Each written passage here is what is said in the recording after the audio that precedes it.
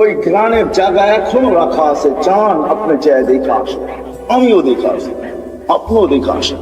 ফেরাউনের বাড়ির কাজের মহিলা, জান জান মৌতার সাহাবীদের কবর থেকে এখনো সুগ্রাণ বাহির হয়।